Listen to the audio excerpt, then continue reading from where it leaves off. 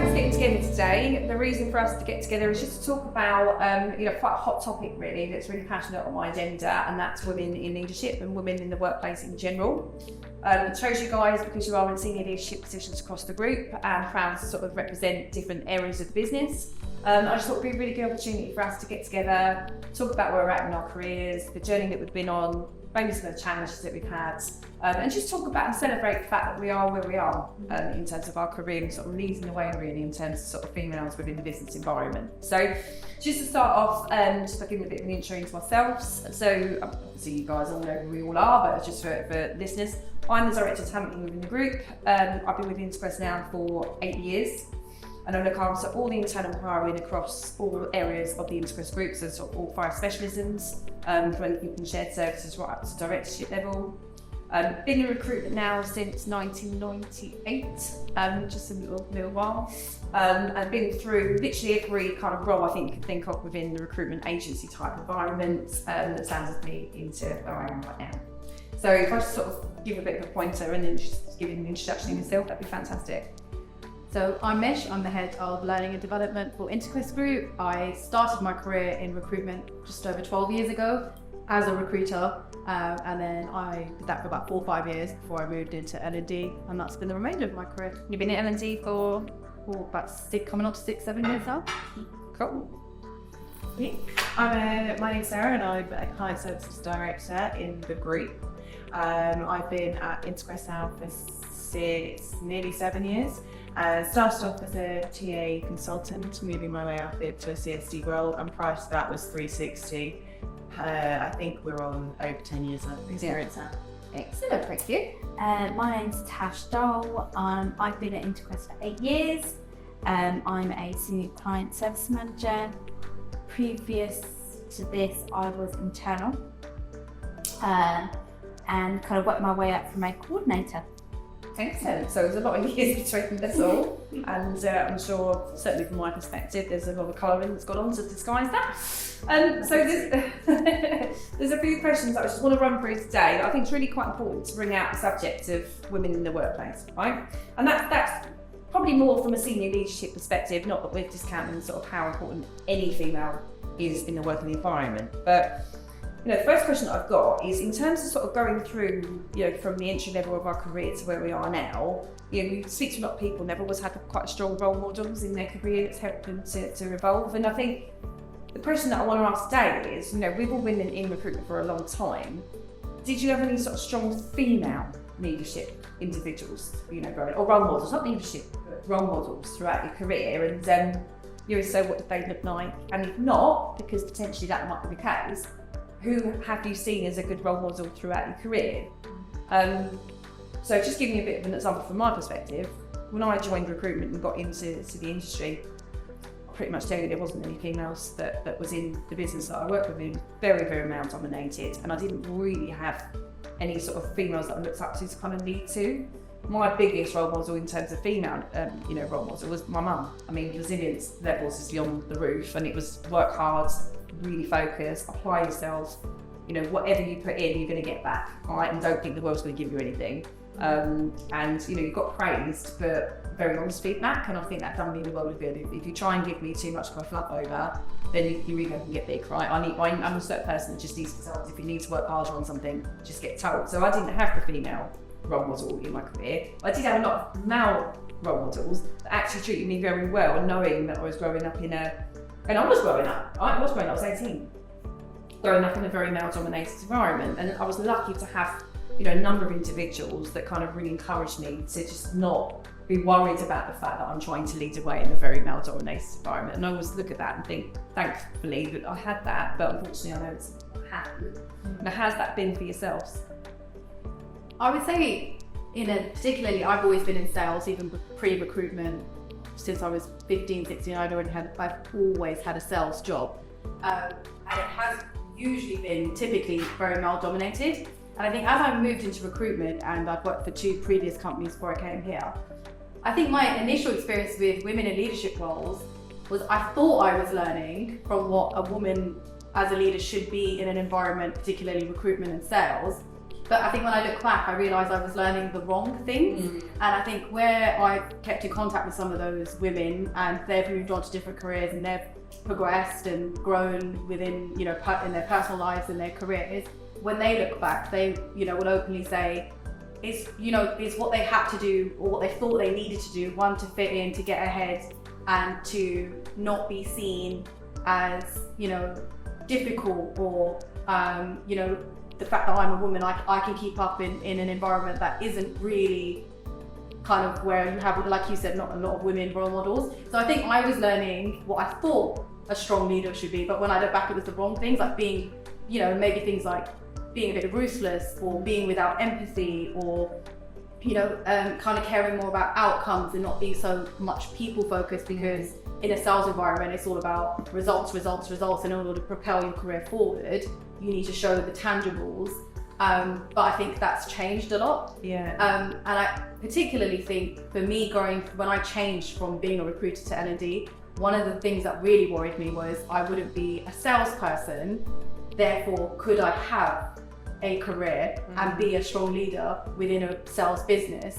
And I must admit, coming into InterQuest, that completely changed and removed that fear for me, because it was the difference between I really want to go after a career I'm really passionate about in an industry I absolutely love, but what is that going to mean for my career? Am I going to stop myself because you're seen as someone who's, you know, back office and it's a nice to have job and not Fluffy. Yeah, like a fluffy job. Like it's not the type of job you go into because, you know, you want to be a leader. Yeah. I must admit that's definitely changed as I've gone through my career now, and hence why I'm in the position I'm in today. And I think that's really interesting.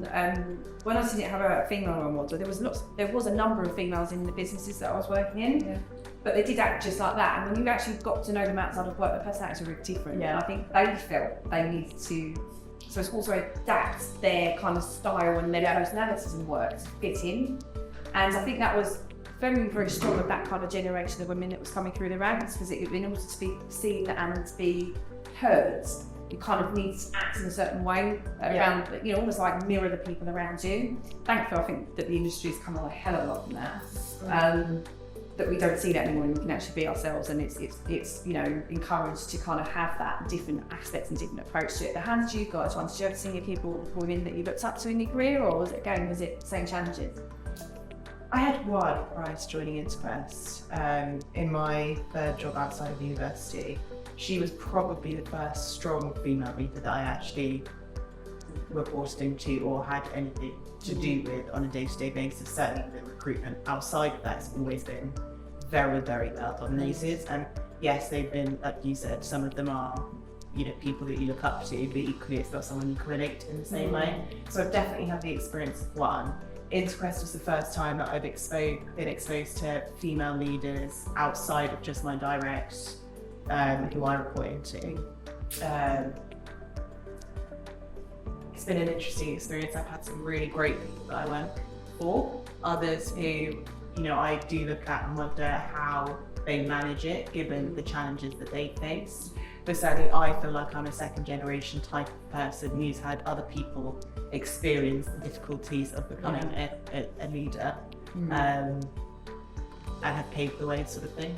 So I find that quite a privilege, really, to be able to sort of see that and see, you know, what's happened, what essentially challenges they face, to be able to adapt those styles to help you in those. Oh, easily. I mean, in my second job, that she was the only other female in the business when I joined, and here there's so many females, but equally they're all they weren't in leadership positions 6 years ago, whereas they are now. So it's just been fascinating to watch and see how they've grown. And I've sort of been I am the second part, but I get to watch them grow, watch how they deal with things, and then mould myself. That's a great thing, right? Yeah, being able to sort of see how people are part. And also, I think it's really important that you've got women that have done that, but also willing to share those experiences and actually some of the good and bad points to it. Definitely. Just go with it, So I always kind of aspired to like my mum. So my mum came from a very poor background, and even education was kind of like, she wouldn't get it. Privileged. Yeah, 100%. And she's kind of worked her way up where she is now. So when I joined the group, I did feel kind of more of like an outsider. However, with the correct direction and the correct kind of, follow through. I've kind of experienced various different parts of the business, and I've got to where I am today. And the aspirations that I wanted and the career goals that I wanted to achieve with the correct management styles, I've got to where I want to be today. So I've been with the business for quite a long time, and it's great to see the kind of, I'd say, 360, kind of where we were 7-8 years ago to where we are now. We are quite a business that are very, we focus a lot on female leadership, on diversity inclusion.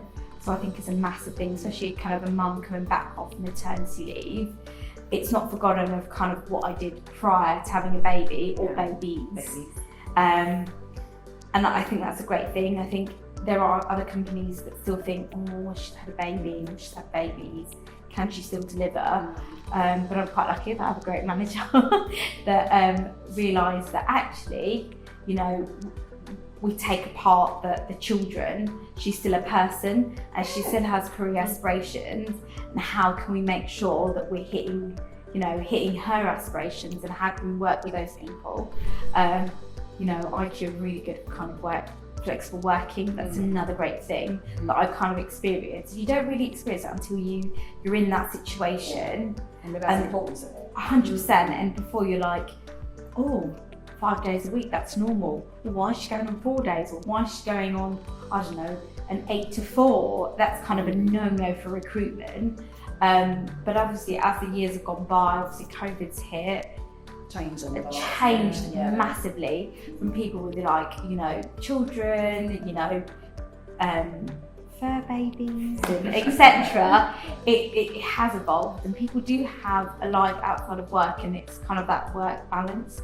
And I think here it's a great example of what you can achieve. And I think you're right. I think when I look back through, I suppose, the challenges that in fact comes on to another conversation around the challenges that we face in our genders. And I think there's a few things when I was going through my early part of my career. I didn't have a degree education. I didn't go to university. I was not interested in it. I've got an attention span of an ant. I was not going to sit there and listen to someone at the front of a thing that you've taught to me. I'm good in your classes, but I give my concentration. I just want to do it. I don't want to listen. I just want to get on and do it. So I wasn't into university, and I joined a very male-dominated business where they all come from very sort of, I suppose, middle-class, upper-class families, all degree educated. And there I was, a South London girl, rocking up with a proper South London accent, with no education, going, I'm going to give this a go. And obviously, I faced quite a lot of challenges where it was a bit like, well, what does she know? What does she know? She don't feel. What does she know? Oh, well, we think it doesn't really matter what she says. And I fought hard, and I fought bloody hard to really knuckle down and say, I have got a voice, I have got an opinion, and what I'm saying actually matters, and it is valid. And when I look back at those early days, there were a number of occasions where I just felt like giving up. To be honest, I just thought, what's the point? Maybe not necessarily the point in the whole industry, but certainly within the business I was in, I was thinking, I'm never going to get respect here because I'm just not fitting in around the table. And a lot of that I did feel it was because, I'm not going to lie, those days it was a testosterone city, it was flying around the room. I mean, you could grab it with both hands and sort of bounce it a full. But we're talking of sort of like early 2000s when the money was booming and people were sort of in there. And, thankfully it's gone a long way, but I'm just really pleased that I was able to have the tenacity, I suppose, and the self-belief and the family kind of backing to go, no, just keep going. Like, who's anyone else saying that your opinion doesn't matter and that you are not as good and as important as everybody else? And I think it's probably why I'm still so like flying the flag for women these days, because you just do it from a sort of young, aspect of it. But I mean, have you guys ever felt any sort of discrimination throughout your career of being a female? I mean, who wants to sort of take the lead on that? I can. Yeah, I can. Obviously, I literally come back after my second baby. First one, I worked my pants off when I realised I was pregnant. I was working to CSM, and I was told, obviously you're going on mat leave, so unfortunately we'll have to kind of bypass the CSM, and then when you come back, we'll kind of get you back in. And obviously me being, that was like 4 or 5 years ago, so me kind of being new to the business, really kind of enthusiastic, but actually I'm really excited that I'm going to be a new mum. Looking back now, it's a bit like, actually, that was wrong. Yeah, you felt a little bit of downer on that Yeah, sort of situation. 100%. And then I came back, and there was various different levels before I got to CSM. So you had to kind of work double as hard to make sure that you got to that CSM level.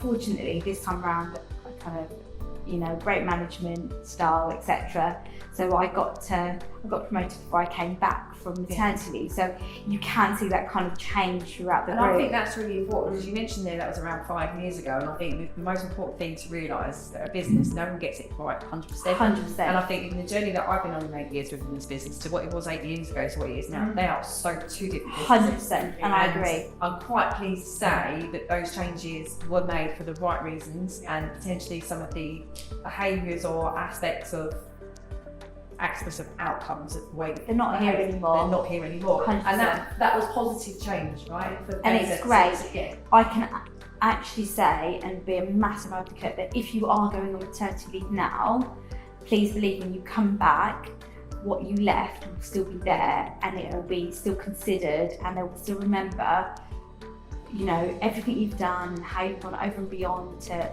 whatever you've done, and it will still be there.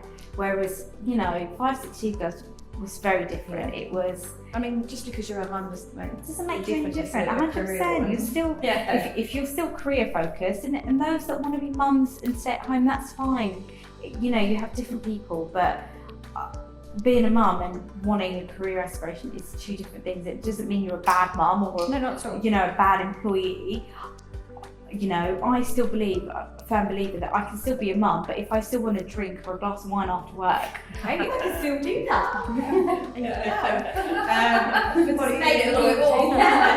Doesn't mean that I'm a bad mum or a bad employee. I think I still, and being a mum doesn't mean that you don't care about your job or what you're doing, or your client or your team.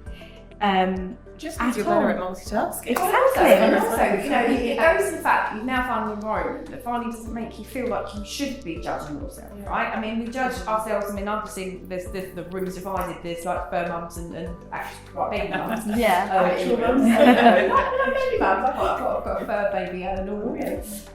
But we judge ourselves a lot, and I think what you don't need as a female in a working environment, you want to be respected. You have that extra judgment on top when you're already judging yourself 100%, right? And I did say to Sarah before I came back, I said, I feel so guilty that I'm still so career driven. I have 2 children, and it's like that battle between yourself, like, oh, am I coming back too early? Will I be judged? I have had comments, not internally, but you know, it's something, oh, you're going back maternity so early. But it's not because I don't. It's not because I don't love my children. Yeah, you do need that break. But it's not because you don't have children or you just want a break or you want more money. But it's you as a person. You need that identity.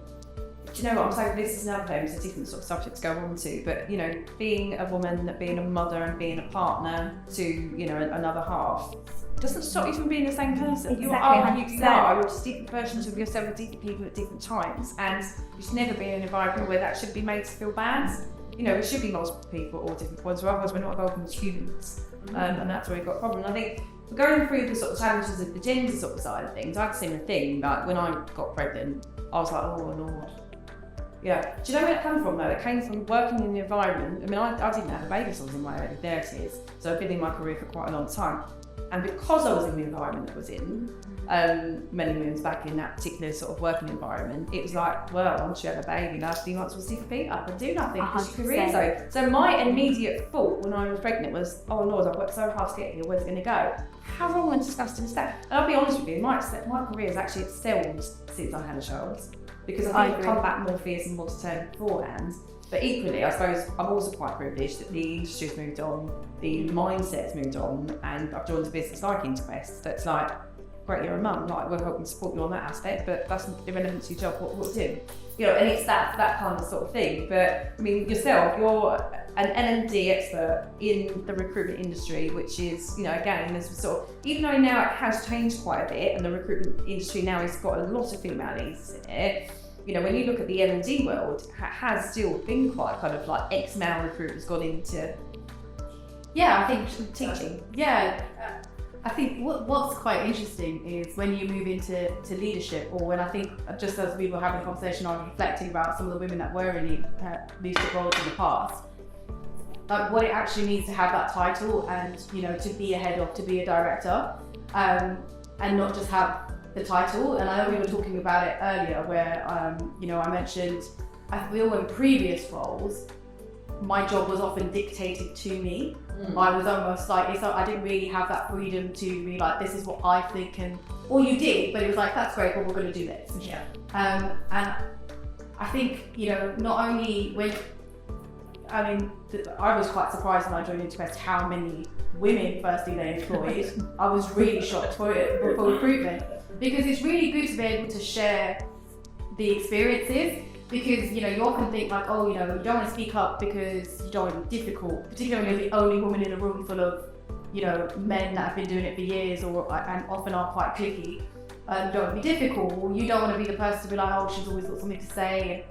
And you shouldn't be thinking that. And look, to be honest, whether that's my own mind or I've been gaslit into thinking it's my own mind, you know, because it's very difficult to say it's because I'm a woman I was treated that way, but it's equally difficult to not think it. But it's how you feel. It's not necessarily Yeah. someone's told you that you're only thinking that way because you're a woman. If you feel that way, Yeah. then it's valid because you're feeling it. Yeah. Right? And often, you know, imposter syndrome, I must admit, I have thought, you know, throughout my career. And when I came to InterQuest and you see so many women in senior roles or just women in general, and you chat to them, whether it's up desk or down the pub, and they open up and be like, you know, I felt the same, like, you know, at one point, I was like, I'm going to get caught out, like I'm an imposter in my job. And for me, I think it came from never being able to admit when I didn't know something, because I was scared it would make me look weak, or I was failing, or to never say I'm overwhelmed. Whereas I feel here at InterQuest, it's a very different. It was almost like, is this a trick? Am I really allowed to say that I'm not sure about something? And there's so many people that were willing to say it's okay that you don't know, you know, and how can we get you to you know, how can we develop you? How can we help you? Which has just made me way more confident stepping in to the head of role, because it's probably a role I could have stepped into. It's probably a role I could have stepped into earlier in my career, but I didn't have the confidence to do it because I was like, I'm going to get caught out, like I don't know what I'm doing. And that's the thing, isn't it? Imposter syndrome, I think, is a big thing, right? I mean, you know, we talk about sales all the time, right? And when you help people going into sales, we have to say to yourself, stop thinking about that inner voice. I mean, you as an energy probably weren't a lot better. There's that little inner voice that talks to yourself that goes, can't do it, don't do it, you're going to get it wrong. And we all have that. And sometimes it comes out, and it's, you know, it's the whole paradox mind chimp thing where it's coming out screaming at you, going, you can't do it, you're not as good as the rest of them. You have to tell that little chimp to just do one, right? Yeah. But we all have to have that. And I think, you know, when I remember going, that was my biggest thing when I was going through the ranks before, pretty much, or even up until probably about 15 years ago, I just thought that I was blagging myself enough, if I'm honest, because I never actually got someone really saying, you're really good at what you do, right? And you know what we're talking about. Yeah. I trust you. You own this. I trust you. Yeah. You've got it. It's always somebody trying to do it. They're a power trick. And actually, to be honest, that's not always just been men. I work for women that have been really not the nicest people to work for. That have been on a massive power trick. That have said, almost tried to. I don't know whether it's they've gone through the ranks and they've been brought up in the male dominant role. They just try. They only get off on making you feel like a lesser person than them, and I hate that in all my life, regardless of work or outside of work. Everyone is just as important as the rest of us, right? Regardless of what you do for a job, what walk of life you come from, we're all human. We talk to each other and treat each other like humans. But I had that, and I think that was a big shock to me actually, to be treated like that by a woman in an environment where we're all trying to like help each other to get through the ranks. And I suppose if anything, if I look back, I wouldn't change it. And the reason I wouldn't change it is it made me more determined to not be that.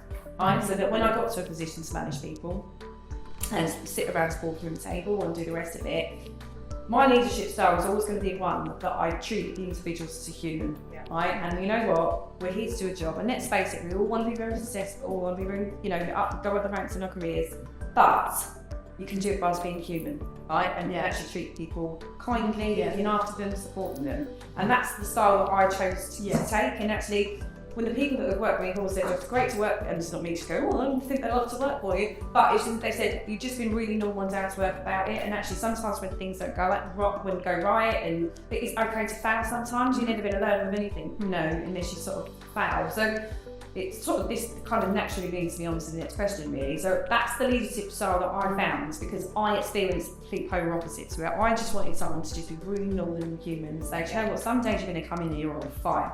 Yeah. And some days you come in and you know what, you need someone to really pump you up because you are not in the mood, you're deflated, you're tired, stuff's going on in your personal life. But that's what makes us human, right? You can't be robots. And that's my leadership style. Now I think we're all quite fairly sort of similar, but was there a sort of pivotal moment in your career that made you go, when I get to that point where I can manage people, I'm not going to be that, I'm going to be this? Was there any sort of points to yourself where you had that? I actively remember the first time I offered an opinion in a room full of, at the time, men. I was told, stop throwing your toys out the pram. And I had to go into a meeting room and actually apologise to the person that I'd spoken to. I didn't, I was asked to. But at that moment in time, I thought there is absolutely no way by me offering an opinion and anyone that works for me or with me moving forward will ever be able to be made to feel the way that I felt in that moment, which was, you can't offer an opinion, because my opinion was different to the other 5 at the time men. I think it was irrelevant, to be honest. It had nothing to do with sex. I just had a different opinion, and it was very much, that's the wrong opinion. And that was it, shut down. You can't give your ideas. It's so deflating. And I knew from that moment onwards, as much as, you know, sometimes you can differ with people, some people can have a completely different opinion to what you're thinking. It's so important to actually hear what they're saying. So for me, I've always I'm not a micromanager, I don't think I am anyway. I like people to come up with a solution for something that they thought of themselves and come to me with this is the solution, this is what we should do to make it better, rather than just say, nah, my way's the right way. Well, that's it, isn't it? It's an adult environment, rather than being very dictatorial, school kind of teacher really like. And I think that's really important. I'm actually quite proud. But I think even in the group you actually do have that, and sometimes, you know, I'll be walking across, you know, there's really like, where's that coming from? I don't care, it's not, I'm loving it, and I'm going to say it. And actually, it's all taken with, you know, sort of on the chin sometimes if it is the wrong thing. But again, that's fine. You're never going to get innovation in a business unless you all offer different opinions from different perspectives. So you sort of nodding your head when we were talking about that. What was your kind of moment? So I think I've always been, this was 4 or 5 years ago when I first started at InterQuest. I had a very micromanager, and I kind of said if I had her job, I would never kind of ask, what are you doing? Where are you doing? Where have you gone? You know, why are you not available? And I think that's a massive thing, in the sense of people have very different ways of approaching different situations. So just because they don't follow my way of approaching, you know, for example, a client doesn't mean it's the wrong way. I think I kind of made a massive turn when I joined kind of the team that I'm in now, in the sense of I was given kind of free flow to say, right, you manage your team, you design kind of how you're going to get X target, and that kind of gave me the kind of open forum to say, well, actually, this is what I'm going to do. And we brought on board kind of someone else that was, you know, another mother. You know, the team's grown when I've been on mat leave, and you've got kind of, from a male perspective, a female perspective, various different work patterns, but it works really well. And to be fair, the client's not worse off. They're quite happy with the output because everyone's got their own opinion. You know, everyone listens to everyone. So it's evolved from last 5 years ago, where it was, this is white, this is black, this is the way it needs to be. It's very different. And do you know what? I think when I look back as well, even when I joined the InterQuest Group, I remember the manager that I had at the time, and for a very long period of time, used to laugh all the time, just go to her and say, can I do this? Can I do that? Can I do it? It's like, well, ask me, just do it. And I would never in an environment ever in my career where I thought, I'm going to go and do that and I can just do it. So when I talk about my leadership style, I didn't want to be this horrible dictatorial thing. I think also, I had that vision when I joined the group, and I was already a manager before I joined the group. And then I came here, and I still had that passion about not to taste these people what they can and can't do. But I think when you're then working for a manager that then says to you, why do you keep asking them? Just go and do it. 100%. Just go and do it. And it freaked me out. I'm sure you freaked out. I used to message and say to Sarah, I've got an appointment at 4:30. Is it okay? And she's like, why are you telling me that? And I was like, because I've always had to. time, right? And this is when we work in the office 5 days a week. Why ask me to do it? Like, don't worry about it. Just go for it. Sometimes it's going to work. If it goes wrong, don't worry about it. Back up, hand food. Just go for it, right?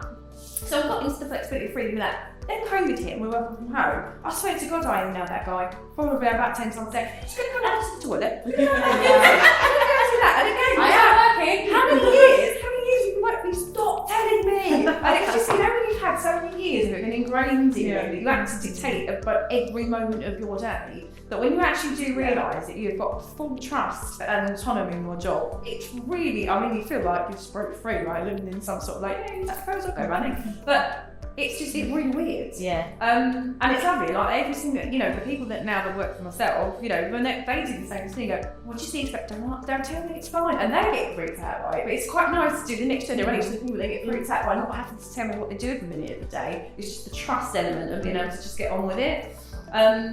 And I think, that, again, that's not anything to do at all with like gender growing through. It's just the fact that when in my early careers, it's like with anything, when your kids have a bad experience when they're younger, it's going to affect you when you're going through, their adulthood. And I think when you look at your career, if you've had those negative, other people's opinions and they're very kind of heavily dictatorial kind of feel to you, it takes a long time to get that out of your brain, that actually you are okay and you're good and you know what you're doing, and get rid of that imposter syndrome, right? To be able to say, do you know what, I am good at what I do. And I just think that's why it's so important that anyone that comes through the ranks, be that sort of, male or female generation coming in, just be who you are. Don't be afraid to be who you are. Don't be afraid to have an opinion. Because how goddamn boring will life be if you all sit there, all think the same thing, do the same thing, be told what to do all the time. You always walk through a robot of, a whole warehouse of robots. I think when we all started out in recruitment, it was a very different industry. So it's like you were so grateful to be here. Like thank you for letting me still have a job here. Yeah. Whereas I think now, that's definitely changed, where maybe because there's more options, or maybe we've realised that you are almost like conditioned to just be, I'm really glad I'm here, I'm really grateful that I'm doing my job and I'm good at my job, and the fact that I'm allowed to stay here means that I'm thank you. Versus now to be to understand actually it's about the value I bring. And I think where we all kind of have been in the industry for so many years, where I started, like even just in sales before recruitment versus now, it's really been a journey for me to understand value and actually know I do bring something to the table, and to kind of move away from being grateful to the value that I bring. Have you had that situation where you've been talking to like your bosses or, and you sort of really try and justify everything you're doing? Yeah. And they look at you like, okay. Yeah. Almost a bit like, 100%. So just look at you like, yeah, alright, and it just goes back because we've had those negative opinions. So this leads me quite nicely on actually, right? And I will say this, it's quite an interesting one.